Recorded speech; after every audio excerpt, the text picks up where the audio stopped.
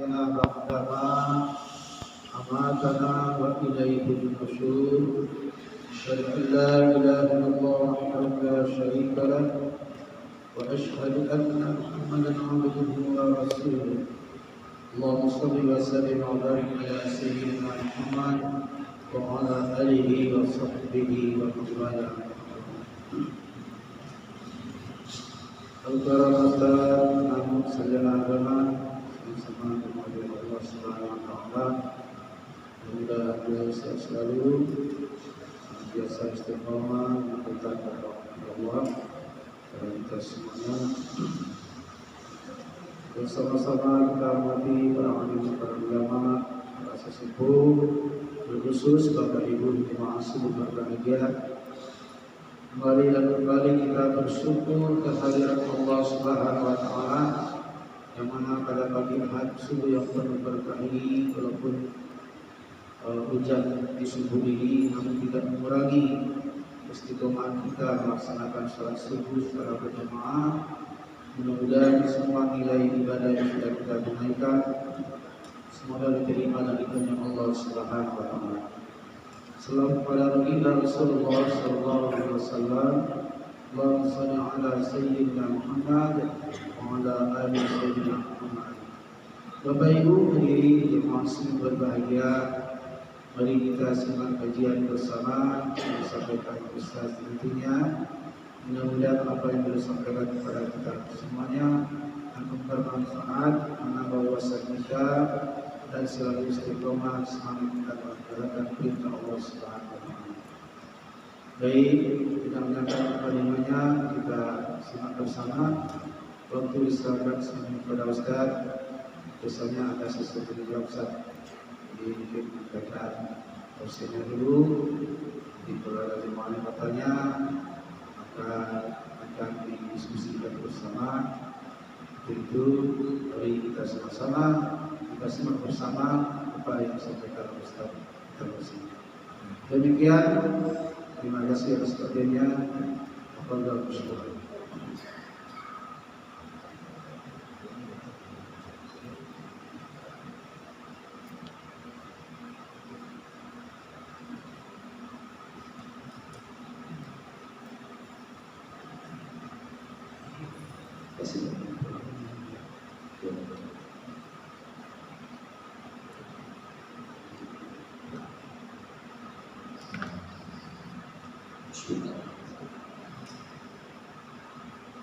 Assalamualaikum warahmatullahi wabarakatuh.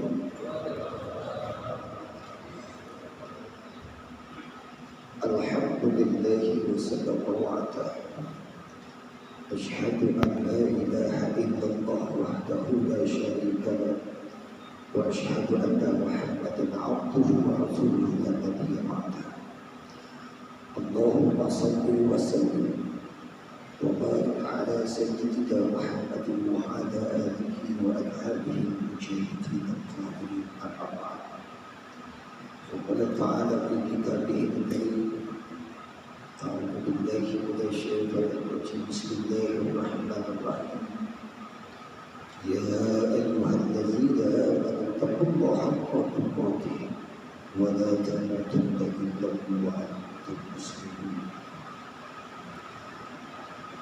Bapak Ibu, pada jamaah sholat subuh yang insyaallah dimuliakan Allah Subhanahu Wa Taala. Bersyukur kita kepada Allah Subhanahu Wa Taala. Waktu subuh ini kita masih diberikan kesempatan untuk dapat hadir bersama-sama. Mudah-mudahan ibadah kita di hari ini menjadi sebuah catatan kebaikan buat kita semua. Salawat dan salam senantiasa tercurah kepada baginda kita Nabi besar Muhammad sallallahu alaihi wasallam. Mudah-mudahan semua kita di yaumul qiyamah nanti akan mendapatkan syafaat dari beliau. Allahumma shalli ala sayyidina Muhammad wa ala ali sayyidina Muhammad.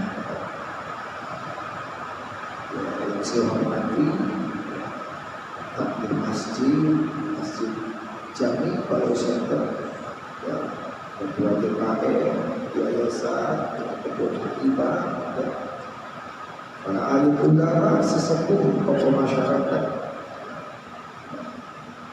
dan ibu-ibu yang para jamaah subuh yang insya Allah dimuliakan Allah Subhanahu wa Ta'ala. Yang besar tidak dapat saya sebutkan gelar, yang kecil tidak disebut nama, yang jelas yang hadir pada kesempatan ini mudah-mudahan, ya. Dan kalau umpama di antara kita, keluarga kita yang sakit, Allah angkat sakitnya. Dan kalau di antara kita yang umpama ada bisnis yang macet, Allah mudahkan segala urusan kita. Kalau di antara kita ada suami yang tidak berkasih sayang kepada istrinya, Allah lunakkan hatinya. Dan jika ada di antara kita istri yang seperti mak lampir, Allah lembutkan hatinya. Dan kalau sekiranya ada anak di antara kita yang selalu membuat sakit hati, ya mudah-mudahan Allah berikan dan lapangkan dada kita. Dan mudah-mudahan hari ini bagi saya pribadi ini bukan kebetulan pertemuan kita, tapi ini sudah dicatat oleh Allah di Lauhul Mahfuz bahwa hari ini tanggal 21 Oktober tahun 2022, tanggal 21 Rabiul Awal tahun 1444 Hijriah, bahwa saya bersama Bapak Ibu jamaah Masjid Jami Balai Center memang sudah ditakdirkan Allah Subhanahu wa Ta'ala untuk bertemu. Alhamdulillah, saya tidak menggurui Bapak Ibu sekalian. Saya kesini hadir sebagai salah seorang saudara sesama Muslim bersilaturahim. Mudah-mudahan dengan pertemuan kita di hari ini memberikan kebaikan buat kita semua. Amin ya Rabbal Alamin. Kalau nggak salah, Bapak dulu saya pernah di sini, Pak Kiai. Kalau tidak salah 5 atau 6 tahun yang silam, kalau tidak salah. Lebih kurang waktu saya menjadi imam mengisi Idul Adha itu belum salah 5 atau 6 atau lebih kurang seperti itu. Kalau dari 5, 6 atau 7 tahun. Saya bicara dengan Pak Ustadz Hafizon, boleh Pak Ustadz saya silaturahim ke Masjid Balai Center. Alhamdulillah, takdirkan Allah, hari ini kita berjumpa. Dan hari ini saya tidak ingin menggurui Bapak Ibu tidak. Kita hanya ingin berbagi saja, saling mengingatkan wa tawassau bil haqqi wa tawassau bis sabr. Kita saling mengingatkan untuk kebenaran dan saling mengingatkan di dalam kesabaran. Saya ditanya oleh Pak Ustadz Hafizon, Pak Kiai, ini kira-kira apa judul temanya begitu? Saya bilang kita ambil tema yang ringan-ringan saja. Ya. Dan ini kebetulan di bulan Rabiul Awal juga tidak salah kalau kita berbincang sana tentang keindahan akhlak Rasulullah SAW. Mudah-mudahan dengan kita berkaca dalam sirah nabawiyah dan sejarah kehidupan Nabi, ini dapat termotivasi buat kita seperti apa sebenarnya akhlak baginda kita Nabi besar Muhammad SAW, sampai-sampai dia diberikan sebuah ungkapan yang sangat luar biasa oleh sang pencipta Allah Subhanahu wa Ta'ala. Ibu bapak pada jamaah sholat subuh, insyaallah dimuliakan Allah Subhanahu wa Ta'ala. Kalau kita ingin menggambarkan tentang indahnya akhlak Rasulullah atau seperti apa akhlak Nabi kita Muhammad sallallahu alaihi wasallam, jangankan kita orang barat saja, orientalis saja, ada yang suka terhadap Islam atau ada yang berada di dalam hatinya semacam kebencian terhadap Islam, juga cukup banyak yang menuliskan sejarah tentang Islam juga apa adanya. Seperti Wilduran pernah mengatakan, kalau sekiranya kita mengukur seorang pembaharu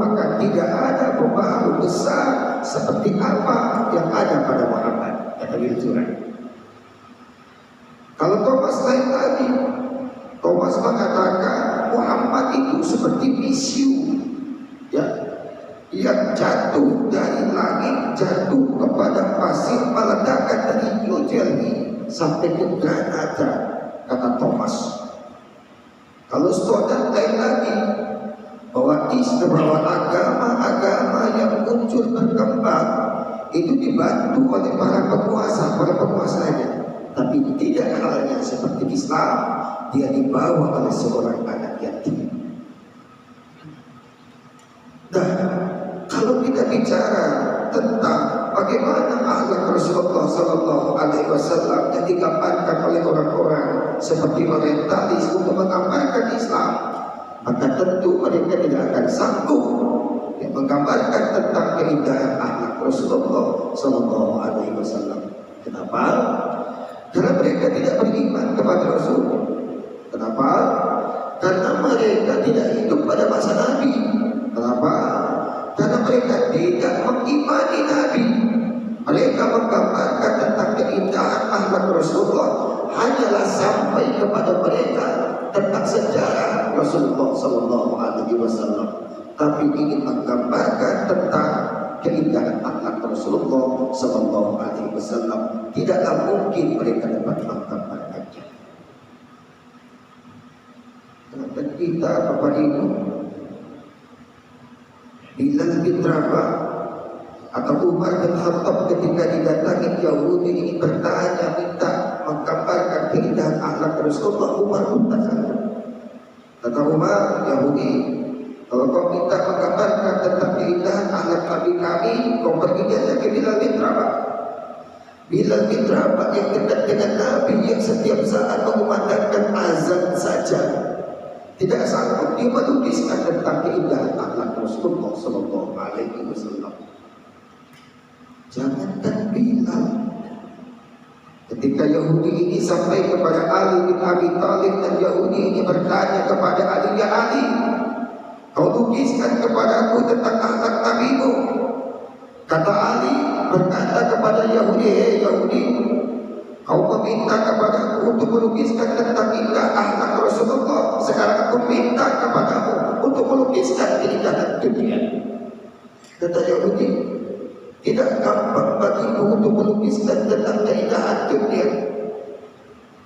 Kata Ali, Yahudi, kalau kau saja tidak sanggup melukiskan tentang keindahan dunia, kul matamu dunia qalil, katakanlah bahwa sesungguhnya keindahan dunia itu adalah kecil. Bagaimana mungkin aku sanggup untuk melukiskan keindahan akhlak Rasulullah Sallallahu Alaihi Wasallam? Ibu bapak pada jamaah salat subuh yang insya Allah dimuliakan Allah, kita bersyukur dengan hadirnya Rasulullah Sallallahu Alaihi Wasallam. Kita bersyukur masih banyak masjid, musola, langgar, surau yang memperingati Maulid Nabi Muhammad Sallallahu Alaihi Wasallam. Kalau kita bicara tentang Maulid, maka di benak kita itu harus ada Maulid, kita mengingat tentang sejarah lahirnya Nabi.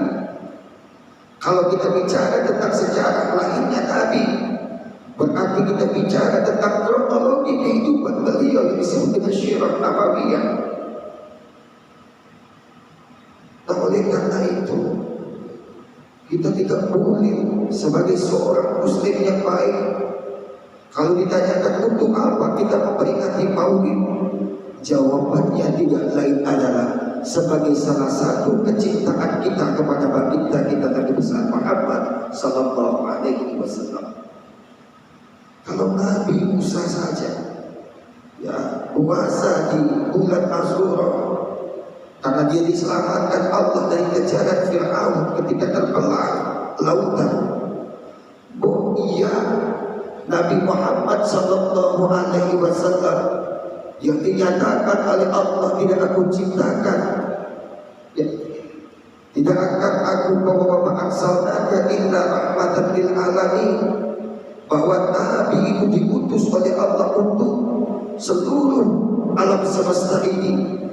Dan ini menggambarkan dan mengingatkan kepada kita bahwa kita banyak-banyak bersyukur kepada Allah karena Allah telah menciptakan Rasulullah Sallallahu Alaihi Wasallam yang menyelamatkan manusia dari zaman yang gelap kepada zaman yang terang benderang ini. Oleh karena itu, sebagai bentuk ketika kita bicara tentang rasa syukur, inilah yang harus kita pahamkan. Kita bersyukur karena Allah sudah menjadikan Rasulullah, menciptakan Rasulullah Sallallahu Alaihi Wasallam, memberikan sebuah gambaran. Maka Nabi mengingatkan kepada kita sebagai manusia ini ada dua hal yang sering kali terlupakan atau terlewatkan karena Nabi. Apa saja yang sering kita terlewatkan, terlupakan itu kata Nabi. Yang terlupakan oleh kita sebagai manusia, pertama adalah nikmat kesehatan, yang kedua adalah nikmat kesempatan. Nikmat kesehatan dan nikmat kesempatan ini menurut Rasulullah kita sering terlupakan, Bapak Ibu sekalian. Ibu, kadang-kadang kita ini baru merasakan karunia nikmat yang sangat luar biasa yang diberikan Allah itu. Kalau sekiranya nikmat itu sudah tidak ada pada diri kita atau dia berkurang dari kita, kalau sekiranya nikmat Allah itu masih melekat pada tubuh kita, maka seolah-olah nikmat Allah itu biasa saja. Kita ini tidak akan merasakan nikmat mata kalau mata kita masih mentelang. Ibu, kita ini tidak akan merasakan nikmat telinga kalau telinga kita ini masih kuat mendengar. Ibu, kita ini tidak akan merasakan nikmat gigi kalau gigi kita masih kuat mengunyah.